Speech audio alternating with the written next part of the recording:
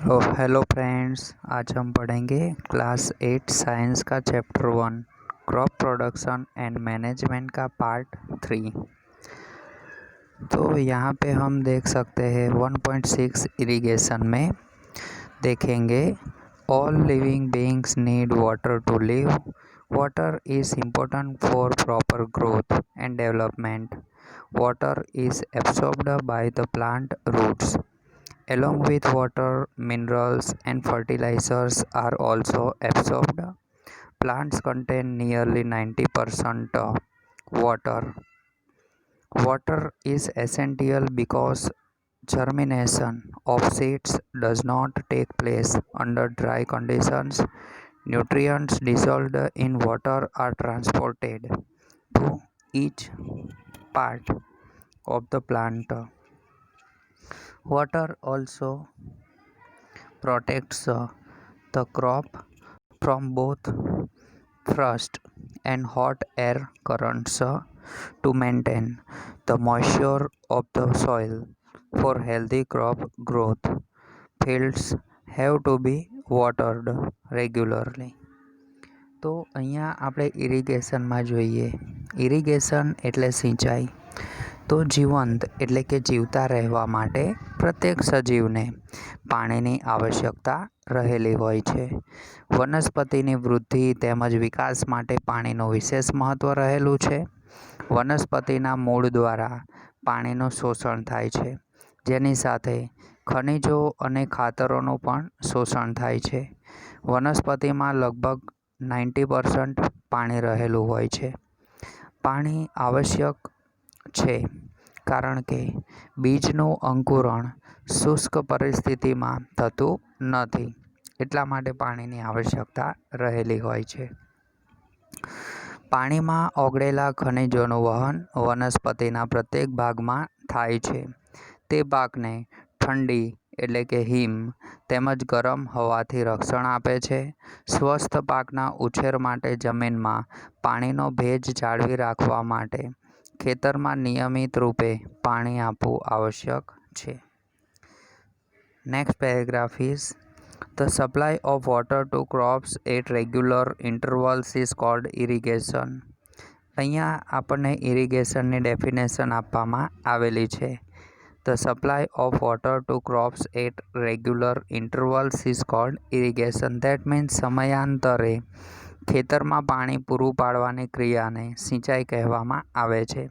The time and frequency of irrigation varies from crop to crop, soil to soil and season to season. તો સિંચાઈનો સમય અને માત્રા દરેક પાક મુજબ, જમીન મુજબ અને ઋતુ મુજબ જુદા જુદા હોય છે. In summer, the frequency of watering is higher. Why is it so? Could it be due to the increased rate of evaporation of water from the soil and the leaves? ઉનાળામાં પાણી આપવાની માત્રા વધારે હોય છે. શા માટે આવું હોય છે? શું જમીન તેમજ જે પર્ણ છે, લીવ્સ છે, એના દ્વારા બાષ્પીભવનનો દર વધારે હોવાથી આવું હોઈ શકે છે? તો અહીંયા બુઝો કહે છે, I am very careful this year about watering the plants. Last summer my plants dried up and died. આ વર્ષે પાણી આપતા સમયે હું વધારે સતર્ક રહ્યો છું. ગયા ઉનાળામાં મારા છોડ સુકાઈને મરી ગયા હતા. ત્યાર પછી સોર્સ ઓફ ઇરિગેશન છે. The source of water for irrigation are wells, tube wells, ponds, lakes, rivers, dams and canals. તો સિંચાઈના સ્ત્રોત આપણે જોઈએ તો કૂવાઓ છે, બોર કૂવાઓ છે, તળાવો છે, સરોવર, નદીઓ, બંધ એટલે કે ડેમ તેમજ નહેરો સિંચાઈ માટે પાણીના સ્ત્રોત છે. અહીંયા આપણે ફિગર 1.4 એમાં જોઈ શકીએ છીએ. જે મોટ છે કૂવામાંથી આપણે બહાર નીકાળે છે. ત્યાર પછી ફિગર 1.4b ચેઇન પંપ છે. ફિગર 1.4cમાં છે ઢેકલી છે, ઢેકલી. ત્યાર પછી 1.4dમાં છે રેંટ છે, રેંટ. જે બળદ વડે ખેંચવામાં આવે છે.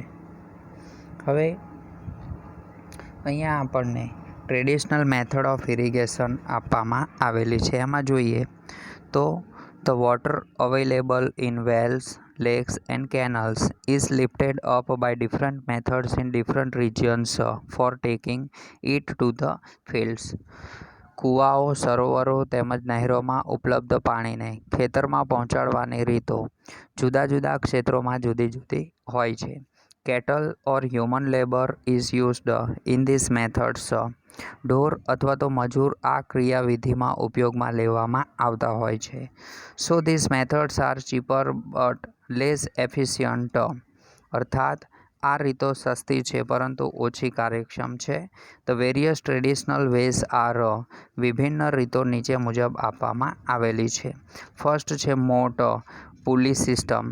પહેલી સિસ્ટમ છે મોટ, જેને આપણે ગરગડીયુક્ત વ્યવસ્થા કહીએ છીએ, જે અહીંયા આપણને જોવામાં આવે છે મોટ. ત્યાર પછી સેકન્ડ છે ચેન પંપ, જેને આપણે ચેન પંપ કહીએ છીએ, જે અહીંયા આપ્યું છે ચેન પંપ. ત્યાર પછી ડેકલી છે અને રેન્ટ છે. તો pumps are commonly used four lifting water. Diesel, biogas, electricity and solar energy is used to run this pumps. તો પાણીને ઉપર ખેંચવા માટે સામાન્ય રીતે પંપનો ઉપયોગ કરવામાં આવે છે. પંપ ચલાવવા માટે ડીઝલ, બાયોગેસ, વિદ્યુત ઉર્જા તેમજ સૌર ઉર્જાનો ઉપયોગ કરવામાં આવે છે. હવે મોડર્ન મેથડ ઓફ ઇરિગેશન આપણે જોઈએ તો modern method of irrigation helps us to use water economically. The main methods used are as follows. સિંચાઈની આધુનિક પદ્ધતિઓ દ્વારા આપેલ પાણીનો કરકસરપૂર્ણ ઉપયોગ કરી શકીએ છીએ અને મુખ્ય પદ્ધતિઓ નીચે મુજબ આપવામાં આવેલી છે. ફર્સ્ટ નંબર છે સ્પ્રિંકલર સિસ્ટમ, એટલે કે ફુવારા પદ્ધતિ. અહીંયા આપણે જોઈ શકીએ છીએ આ પિક્ચરમાં sprinkler system. This system is more useful on the uneven land where sufficient water is not available. The perpendicular pipes having rotating nozzles on top are joined to the main pipeline at regular intervals. When water is allowed to flow through the main pipe under pressure with the help of a pump, it escapes from the rotating nozzles. It gets sprinkled on the crop as if it is raining. Sprinkler is very useful for lawns, coffee plantation and several other crops. તો ફુવારા પદ્ધતિ, આ પદ્ધતિનો ઉપયોગ અસમતલ ભૂમિ માટે કરવામાં આવે છે, જ્યાં જમીન સમતલ હોતી નથી, જ્યાં પાણી ઓછી માત્રામાં હોય છે. કાટખૂણે પાઇપના ઉપરી છેડા પર ફરતી નોઝલો લગાડવામાં આવેલ હોય છે. આ પાઇપ નિશ્ચિત અંતરે મુખ્ય પાઇપ સાથે જોડાયેલ હોય છે. જ્યારે પંપની મદદથી પાણી મુખ્ય પાઇપમાં પહોંચાડવામાં આવે છે ત્યારે તે ફરતી નોઝલમાંથી બહાર નીકળે છે. તેનો છંટકાવ છોડ ઉપર એવી રીતે થાય છે જેમ કે વરસાદ પડતો હોય. ફુવારા પદ્ધતિ ઘાસવાળી જમીન, કોફીના વૃક્ષ હોય અથવા તો બીજા કેટલાક પાક માટે ખૂબ જ ઉપયોગી સાબિત થાય છે. ત્યાર પછી સેકન્ડ છે ડ્રીપ ઇરિગેશન સિસ્ટમ, જેને આપણે ટપક પદ્ધતિ કહીએ છીએ. In this system, the water falls drop by drop directly near the roots. તો આ પદ્ધતિ વડે પાણી ટીપે ટીપે સીધું જ છોડના મૂળમાં પડે છે. So it is called drip system. એટલા માટે તેને આપણે ટપક પદ્ધતિ કહીએ છીએ. It is the best technique for watering fruit plants, gardens and trees. તો આ જે પદ્ધતિ છે એ ફળ આપતી વનસ્પતિના બગીચા તેમજ વૃક્ષોને પાણી આપવાની સર્વોત્તમ પદ્ધતિ માનવામાં આવે છે. અહીંયા આપણે જોઈ શકીએ છીએ ફિગર 1.5માં drip system. Water is not wasted at all.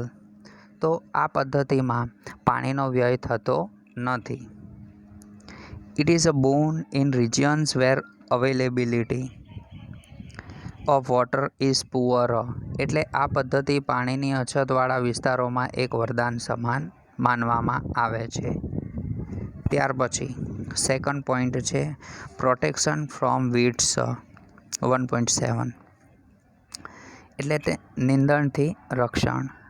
Buzo and Paheli went to a nearby wheat field and saw that there were some other plants in the field growing along with wheat plants. તો બુઝો અને પહેલી નજીકના ઘઉંના ખેતરમાં ગયા અને તેઓએ જોયું કે ખેતરમાં ઘઉંના પાકની સાથે કેટલાક અન્ય છોડ પણ ઉગ્યા હતા. અહીંયા બુઝો એવું કહે છે, have this other plants been planted purposely? શું આ અન્ય છોડ કોઈ વિશેષ ઉદ્દેશ્યથી રોપવામાં આવેલા છે?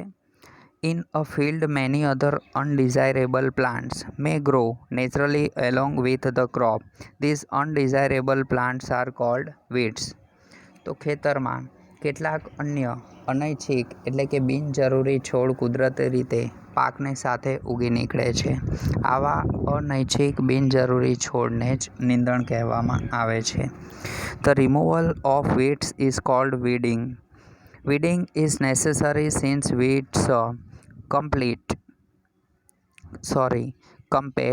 with the crop plants for water, nutrients, space and light.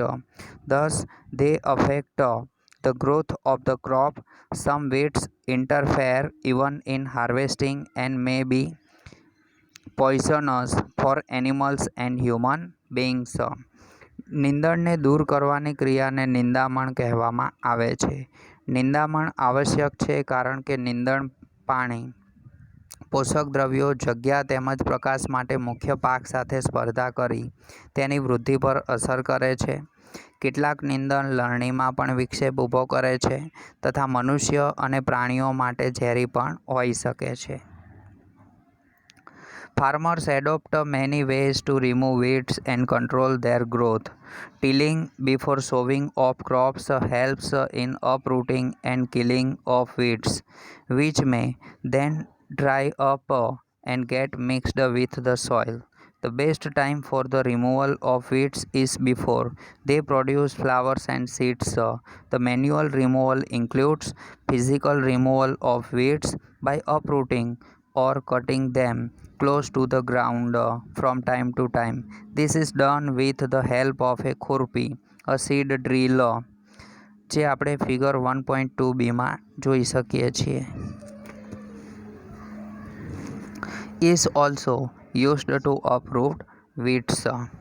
તો નીંદણને દૂર કરવા તેમજ તેની વૃદ્ધિને નિયંત્રિત કરવા માટે ખેડૂત વિભિન્ન પદ્ધતિઓ અપનાવતા હોય છે. પાક ઉગાડતા પહેલાં ખેતરમાં ખેડ દ્વારા નીંદણ દૂર કરવામાં સહાયતા મળે છે અને એનાથી નીંદણ પુષ્પ ઉદ્ભવે કે બીજ બને તે પહેલાં જ નીંદણને દૂર કરવું યોગ્ય માનવામાં આવે છે. સમયાંતરે નીંદણને જમીન નજીકથી કાપવામાં કે મૂળ સહિત જાતે જ ઉખાડવામાં આવે છે. આ કાર્ય ખુરપી અથવા તો વાવણિયા એટલે કે સીડ ડ્રીલની મદદથી કરવામાં આવે છે. Weeds are also controlled by using certain chemicals called weedicides like 2,4-D. These are sprayed in the fields to kill the weeds. They do not damage the crops. The weedicides are diluted with water to the extent required and sprayed in the fields with a sprayer. તો નીંદણને કેટલાક રસાયણોની મદદથી પણ દૂર કરવામાં આવે છે જેને આપણે નીંદણનાશક એટલે કે વીડીસાઇડ્સ કહીએ છીએ. જેમ કે 2,4-D ખેતરમાં નીંદણનો નાશ કરવા માટે છંટકાવ કરવામાં આવે છે જેનાથી નીંદણ નાશ પામતા હોય છે પરંતુ પાકને નુકસાન થતું નથી. નીંદણનાશકને પાણીમાં યોગ્યતા અનુસાર ભેળવીને સ્પ્રેની મદદથી ખેતરમાં છંટકાવ કરવામાં આવે છે. હવે અહીંયા બુઝો પૂછે છે, do weedicides have any effect on the person handling the weedicide sprayer? શું નીંદણનાશકની અસર તેનો છંટકાવ કરનાર વ્યક્તિ પર થાય છે? As already mentioned, the weedicides are sprayed during the vegetative growth of seeds before flowering and seed formation. જેમ કે આગળ જણાવવામાં આવ્યું છે કે નીંદણના વાનસ્પતિક વૃદ્ધિના સમયે પુષ્પ અને બીજ બનતા પહેલાં નીંદણનાશકનો છંટકાવ કરવામાં આવે છે. Spraying of weedicides may affect the health of farmers, so they should use these chemicals very carefully. They should cover their nose and mouth with a piece of cloth during spraying of these chemicals. નીંદણનાશકના છંટકાવથી ખેડૂતના સ્વાસ્થ્ય પર પણ અસર પડી શકે છે, એટલે તેણે આ રસાયણોનો ઉપયોગ ખૂબ જ સાવધાનીપૂર્વક કરવો જોઈએ. છંટકાવ કરતી વખતે પોતાનું મુખ તેમજ નાક કપડાથી ઢાંકી દેવું જોઈએ. ફ્રેન્ડ્સ, ત્યાર પછી છે 1.8 હાર્વેસ્ટિંગ, જે આપણે નેક્સ્ટ વિડીયોમાં જોઈશું.